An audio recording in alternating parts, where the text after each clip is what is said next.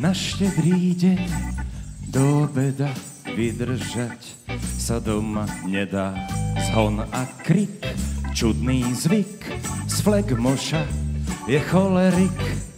Tento strašný nervný nápor odnesie si chudák kapor. Stačí šmik, nemý vzlik a z kapra je mučeník. Keďže zima deti láka, chcem si stavať snehuliaka.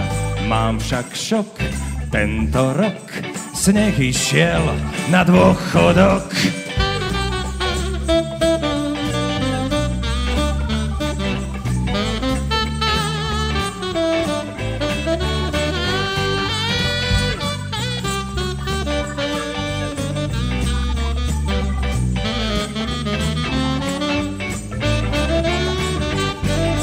Aspoň stromček sa podaril, nádherne nám v okne žiari. Je celý, umelý, šťastný sme a veselí.